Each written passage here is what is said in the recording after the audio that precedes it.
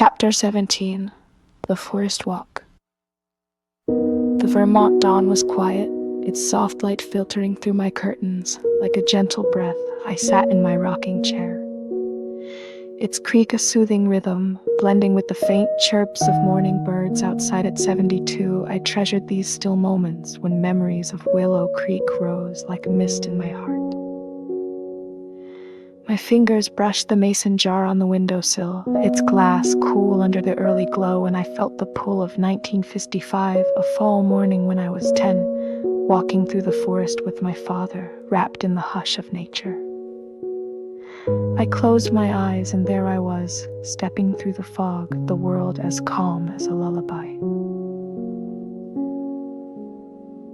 It was late October in Willow Creek, Vermont, and autumn had settled in, the air crisp, the trees ablaze with gold and crimson. I woke early, stirred by the quiet of the house on Maple Street. The scent of my mother's pancakes lingered from the kitchen, but my father's voice called me softly from the porch. "Ellie, let's take a walk," he said, his coat already on, a thermos of coffee in his hand. I slipped into my sweater, its wool soft, and pulled on my boots, eager for the adventure. We stepped out, the air cool and damp, a veil of mist hanging over the town. The streets were silent, the houses cloaked in fog, their lights faint like distant stars. We walked toward the forest at the edge of Willow Creek, a stretch of pines and maples where paths wound like secrets. The ground was soft with falling leaves, their colors muted in the mist, and the air smelled of earth and pine, a scent that felt like a deep breath. My father walked beside me, his steps steady, his presence a quiet strength. The forest was still, save for the drip of dew from branches and the soft trill of a chickadee hitting in the trees. The mist swirled around us, light as a whisper, softening the world's edges, making the forest feel like a dream. I reached for his hand, his fingers warm and calloused, and felt the morning hold us.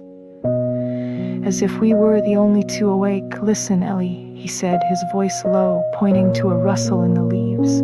A squirrel darted past, its tail a flash of gray, and I smiled, watching it vanish into the fog. We walked deeper, the path narrowing, the trees closing in like gentle guardians. A maple leaf fell, spinning slowly, its gold catching the faint light, and I caught it, its surface cool and smooth. My father chuckled, tucking it into my pocket, a small treasure from the morning.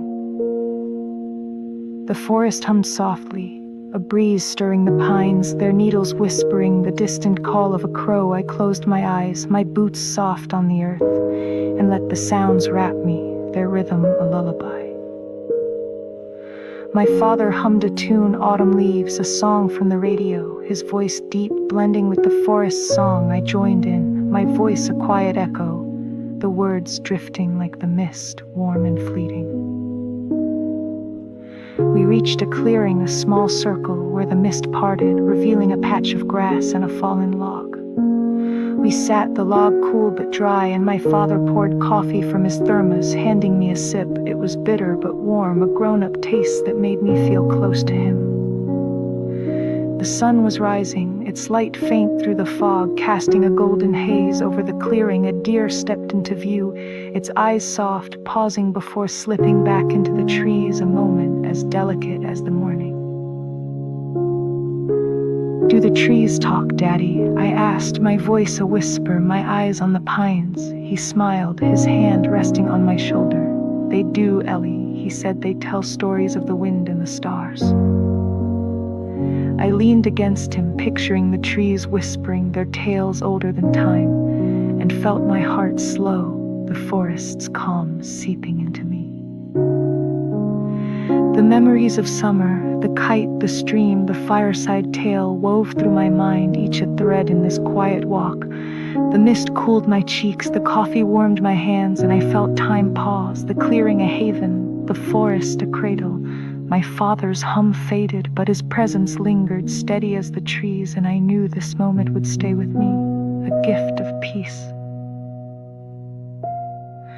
We stood, brushing leaves from our coats, and walked back, the mist lifting, the town waking beyond the trees. At home, my mother greeted us with a hug, her kitchen warm, her smile bright. I kept the maple leaf, its gold a reminder of the forest, its calm a light in my heart. In my Vermont home, the memory of that forest walk settled over me like a soft fog.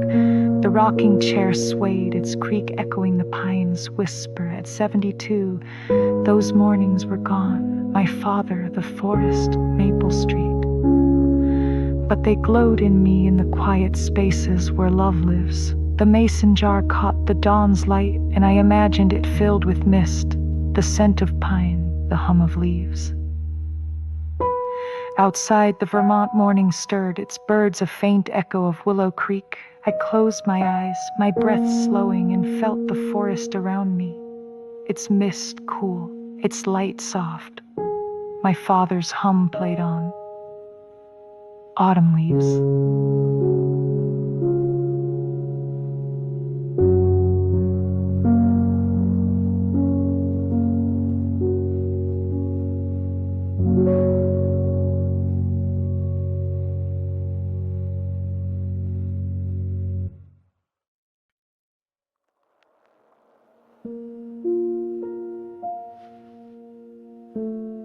Chapter 18, The Apple Pie Evening.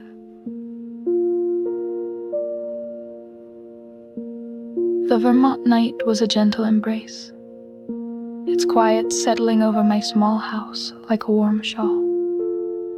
I sat in my rocking chair, its soft creak a soothing rhythm, blending with the faint hum of crickets outside.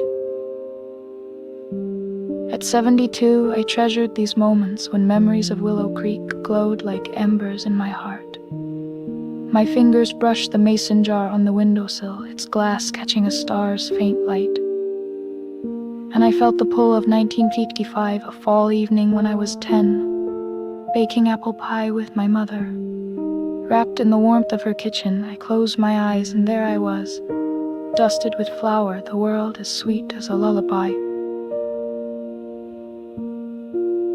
It was early November in Willow Creek, Vermont, and autumn had painted the town in shades of amber and crimson. The day had been crisp, spent jumping in leaf piles with Lucy, but as evening fell, I returned to the house on Maple Street. My cheeks rosy, my sweater smelling of leaves, the kitchen was a beacon, its windows glowing, the air rich with the scent of apples and cinnamon. My mother stood at the counter, her apron tied, a basket of apples beside her, their red skins shining under the light. "Ellie, let's make a pie," she said, her smile warm, her hands already peeling an apple. The knife gliding smoothly, I kicked off my shoes, my socks soft on the linoleum, and joined her, a small apron around my waist. Its daisy-patterned, faded but cheerful. The kitchen was our haven, its yellow walls catching the lamplight, the radio playing low, a Bing Crosby tune. "Count your blessings," its melody soft and slow, like a gentle breeze. We worked together, our hands moving in quiet rhythm. I peeled apples, their skins curling into spirals, the fruit cool and crisp in my fingers. My mother mixed the dough, her hands dusted with flour, the bowl clinking softly. The air grew sweet, the apples sliced and tossed with sugar and cinnamon, their scent rising like a promise of comfort. I stirred the filling, the spoon scraping the bowl, and felt the kitchen wrap us in its warmth, as if time could pause, holding us here. The radio hummed on, the music blending with our soft laughter as flour puffed onto my nose. My mother swiped it away, her touch light, her eyes crinkling with joy. "You're my best helper, Ellie," she said, and I beamed, my heart full.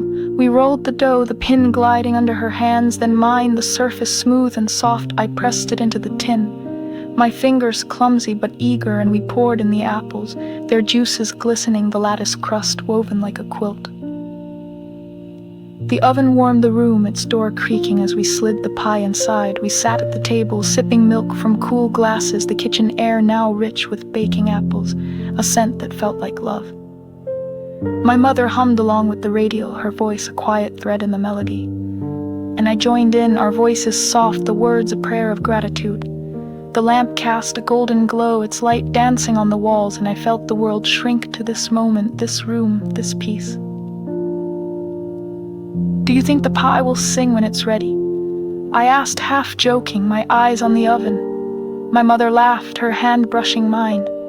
"It'll whisper, Ellie," she said. "You just have to listen." I nodded, imagining the pie's warm secrets. Its crust golden, its filling bubbling, the kitchen held us.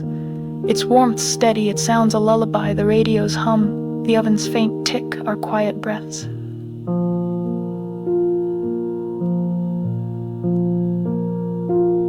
The memories of summer, the stream, the kite, the forest walk wove through my mind, each a thread in this cozy evening. I leaned my head on my hand. The table cool and felt my eyes grow heavy, the kitchen's glow a gentle pull. My mother's hum faded, but her presence lingered, a steady anchor, and I saw the berry patch, the porch breakfast, all glowing in the lamplight, each memory a spark of calm.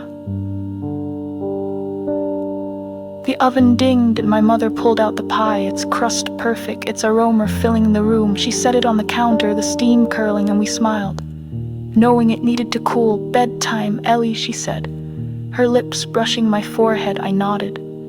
Climbing the stairs, the kitchen's warmth following me. My bed was soft, the sheets cool, and as I sank into them, the scent of apples lingered, a lullaby that carried me to dreams. In my Vermont home, the memory of that pie evening warmed me like a soft flame. The rocking chair swayed, its creak echoing the kitchen's hum. At 72, those nights were gone, my mother, the kitchen, Maple Street.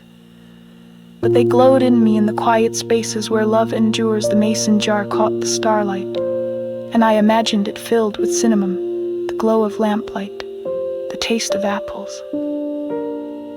Outside, the Vermont night sang its crickets, a faint echo of Willow Creek. I closed my eyes, my breath slowing, and felt the kitchen around me, its warmth soft, its scent sweet. My mother's hum played on, "Count Your Blessings," a melody that never faded as I drifted towards sleep.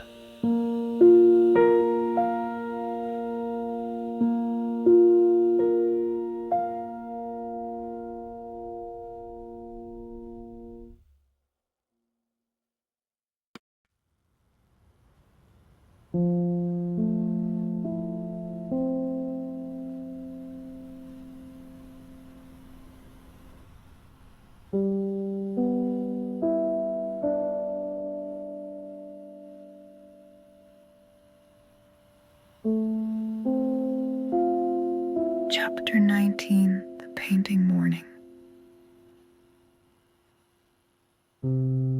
The Vermont dawn was soft, its light slipping through my curtains like a quiet whisper. I sat in my rocking chair.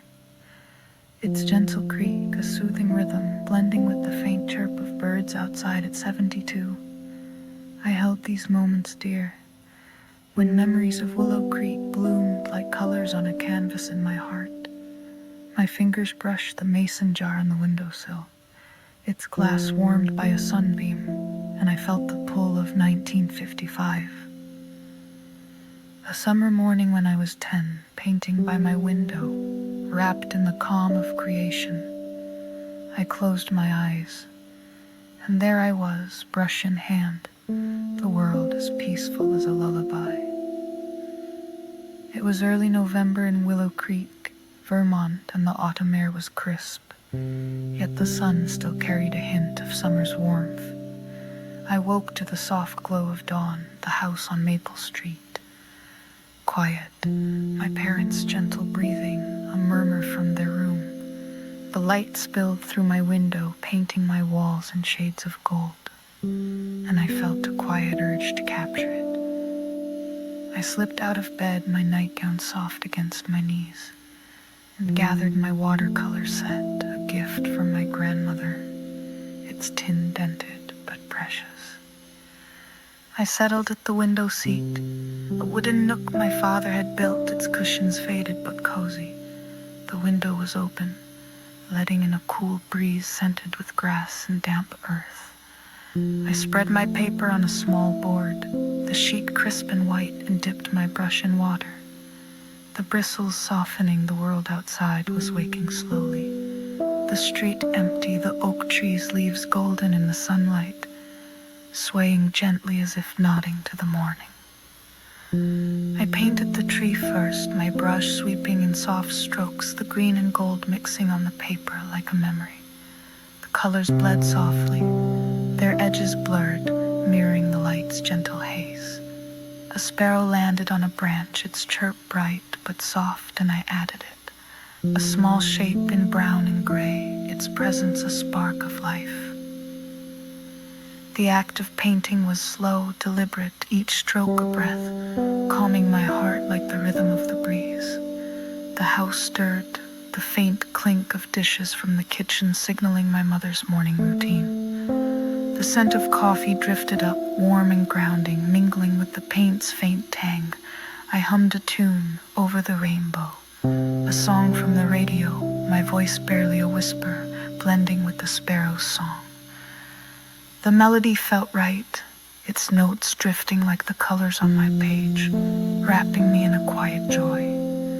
My brush moved to the sky, a wash of pale blue, soft as the morning's light. I added clouds, their edges feathery, and let the paint dry, the paper glowing in the sun. The window's breeze cooled my cheeks, lifting my hair, and I felt the world pause, as if the morning were a canvas, inviting me to rest in its beauty. I leaned back, the cushion soft, and watched the light shift, the tree shadows dancing on my paper, a silent waltz. Do you see the world in colors, Ellie? My mother's voice came to me, a memory of her watching me paint. Her smile warm, I nodded to the empty room, feeling her presence in the light, in the brush in my hand. The memories of summer, the stream, the kite, the apple pie, wove through my mind, each a hue in this painting morning, glowing softly like the watercolors before me. A butterfly fluttered past the window, its wings a flash of orange, and I sketched it quickly, its shape delicate on the page. The act was meditative, my breath slow, my hand steady. The world beyond the window, a distant hum, Willow Creek felt far away, yet close, its streets, its fields, its quiet moments all here, in the colors I mixed, in the light I caught. The sun climbed higher, its warmth filling the room, and I set my brush down, the painting unfinished but alive. My mother called breakfast, Ellie, her voice soft through the stairs. I folded my paper, the colors still wet, and carried it downstairs. The kitchen glowing, the table set with toast and jam. She hugged me, her scent of lavender steady, and I showed her the painting, her smile a light that warmed me through. In my Vermont home, the memory of that painting morning settled over me like a soft hue. The rocking chair swayed, its creak echoing the breeze of that long-ago dawn. At 72, those moments were gone. The window seat, the watercolors, Maple Street. But they glowed in me, in the quiet spaces where peace endures. The mason jar caught the morning's light, and I imagined it filled with colors, the scent of paint, the sparrow's song. Outside, the Vermont dawn hummed, its birds a faint echo of Willow Creek. I closed my eyes, my breath slowing, and felt the window seat around me, its light soft, its air cool. My mother's song played on, Over the Rainbow, a melody that never faded. As I drifted towards sleep, I was a girl again, painting by the window, held by the morning, dreaming in the glow of colors. Chapter 20. The Stargazing Night. The Vermont night was a quiet veil, its stillness draping my small house like a soft dream. I sat in my rocking chair, its gentle creak a soothing rhythm, blending with the faint chirp of crickets outside at 72. I cherished these moments when memories of Willow Creek twinkled like stars in my heart.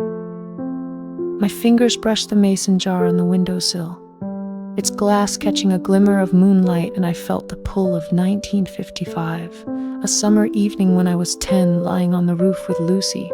Gazing at the sky, I closed my eyes, and there I was, lost in the stars, the world as calm as a lullaby. It was late October in Willow Creek, Vermont, and the autumn nights were cool, the last warmth of summer a fading whisper. The day had been spent carving pumpkins with Lucy, our hands sticky with pulp, our laughter bright now as the moon rose full in silver. A restless joy stirred in me. My parents were inside, the radio humming softly, and I slipped out to meet Lucy, a blanket tucked under my arm, my heart eager for the night's adventure. We met at her house, giggling as we climbed the ladder to her roof, a slanted perch above her porch. The shingles were cool, rough under my bare feet, and we spread the blanket, its wool soft and warm.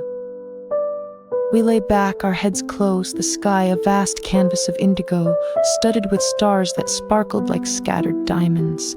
The air was crisp, scented with leaves and earth, and a gentle breeze brushed our cheeks, carrying the quiet of Willow Creek.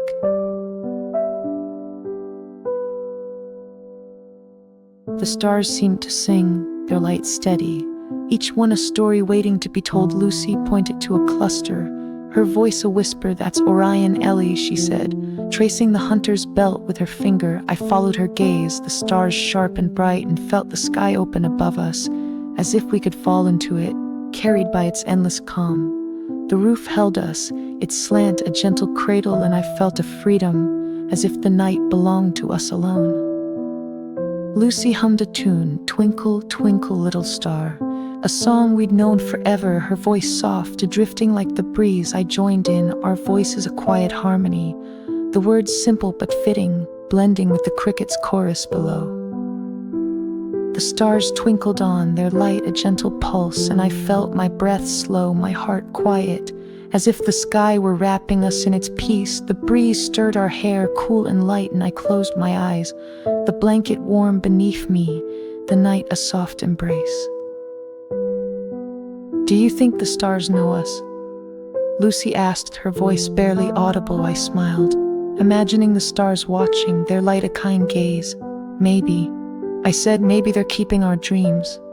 Lucy giggled, her hand brushing mine, and we lay still, the roof our haven, the sky our blanket. A shooting star streaked across, a flash of silver, and we gasped, our laughter soft, swallowed by the night's hush.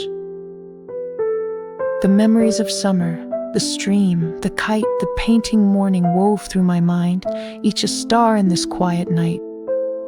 The crickets sang on, their rhythm steady, and I saw the forest walk, the apple pie all glowing under the sky, each memory a thread of calm. The breeze whispered, the stars shone, and I felt time pause, the roof a place where worries didn't exist, where the world was kind. We stayed there, our breath slowing, the blanket tucked around us. The moon climbed higher, its light bathing the roof, casting our shadows faint and soft. Lucy's hum faded, her hand still near mine, and I knew she felt it too.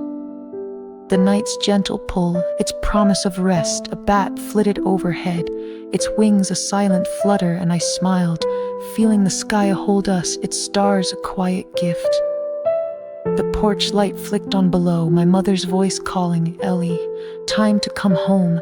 I opened my eyes, the stars still bright, and we climbed down the ladder creaking, the blanket folded in my arms. Lucy hugged me, her smile warm in the moonlight, and I walked home. The night's glow in my heart, my mother greeted me at the door, her hand smoothing my hair, and I slipped into bed, the sheets cool, the stars lingering in my dreams. In my Vermont home, the memory of that stargazing night sparkled like a soft light.